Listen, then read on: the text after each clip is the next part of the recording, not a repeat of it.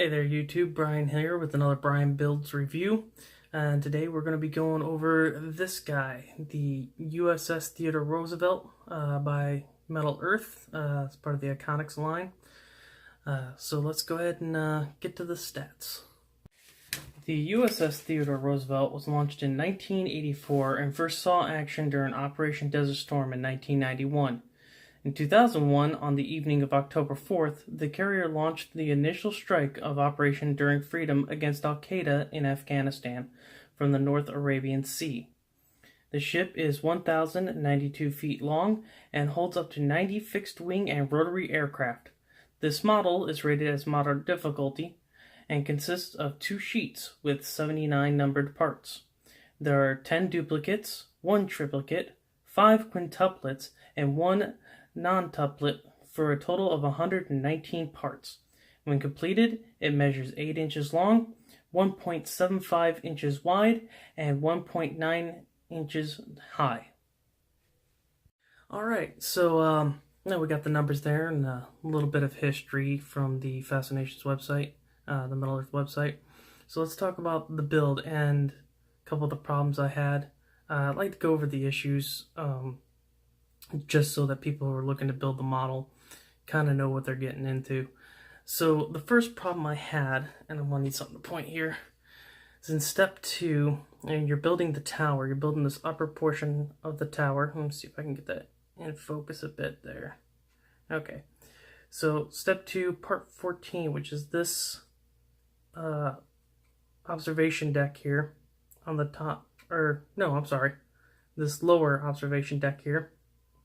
And as you can see, it's a little bit crooked, and that's because when connecting it, there's a tab that goes in on the back side here, and then another one that comes in on the bottom. It kind of bends down, and then bends down from the part, and then bends in, but there's no connection here on this side, on the outside of the tower, and so it kind of creates an unstable connection, and that's all there is to it. Nothing else ties into it that helps hold it down or anything else like that. So it was kind of wonky in putting that in and getting that to be straight. I've messed with it a lot. So just be really wary of that. Be careful of your builds when you're doing this particular step. The other problem I had was on step 3, which is doing the actual flight deck itself and all the attachments, little walkways and stuff that go around, because you see you bend it down in a little box shape to create these little walkways all across, and that's just really difficult when you have little edges like that to keep them straight, to make them neat. On this particular model, it seemed to be a little bit more of a challenge than usual. And I think a lot of that had to do with just all the angles that are actually on this. It doesn't look like a lot. It looks like it's pretty straight lines. It's actually not. Some of this is the deck bending down. Some of this is attachments that go on. So definitely take your time in that process.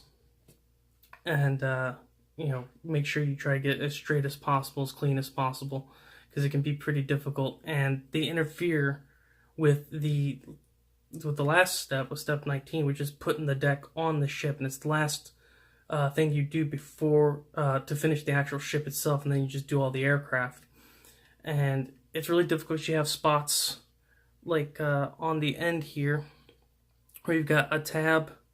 You got like 3 tabs right in this area, and their connections.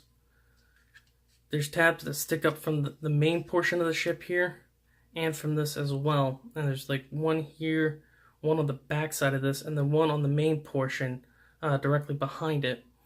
And so that causes difficulty in trying to maneuver it into place. The walkways kind of get in the way. And so what I suggest you try is the bottom goes on beforehand, but as you can see, all the tabs along the bottom stick straight out from the part, and the bottom just goes on it. So I would suggest actually trying to put the deck on first so you can access from underneath and kind of move those parts around to help maneuver the tabs into place. And then once you do that, put the bottom on. And then the last thing I would suggest, because you saw I got my aircraft on there, I'm tilting it around, and that's my other problem with this model, is that these ships, or these aircraft, do not attach to the decking at all. So I had to use glue, so I suggest getting some kind of good gel super glue. Here's what I use. I'll reach over my camera here. Alright, it's the Loctite super glue gel. That's pretty good, and because it's nice and thick. So it'll help hold things on there and kind of weigh them down until the glue dries. So either get something like that, or what I ended up using actually was a product called Bondic, which is a UV curing glue. All right, so it's got a little blue light on there.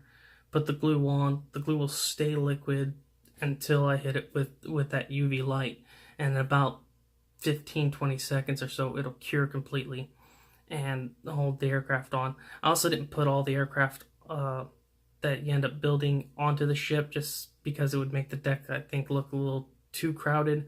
I've actually been on ships before. You don't keep all your aircraft on deck. Beyond that, it's like I said in the stats, it's a moderate rated model. I think it's pretty fair. There's really not a lot to it, actually. Most of the detail and everything is etched into the metal. So it's not a lot of parts. It's not very difficult. I probably struggled the most with putting that flight deck on. So it's not bad. It looks great. It's a nice big ship. Not quite as big as the Missouri that they came out with. That was probably about 2 to 3 inches longer, I think. And it had a lot more detail, a lot of smaller parts to fidget with. This is a little bit more simple. So really, it's going to be a judgment call whether you ready for that for this kind of model. If you're ready to step up, though, I think ship-wise, this is not too bad of a way to go. The Missouri, I actually found it to be a little bit easier, in my opinion, minus handling all the small little parts and pieces that go onto that. And yeah, I think that's about it. So I just want to give a quick shout out and thank you to all those of you who have subscribed. I appreciate that, and all those of you who like the video. So if you like this video, or you like the other builds, go ahead and hit the like button below, and feel free to subscribe. Also like to give a quick thanks to Brad over at Animate Orange, who pointed me towards a great source of free music to start putting into these videos, which I've done with the next build. So thank you, Brad. Appreciate it. And yeah, have a great day and enjoy the build.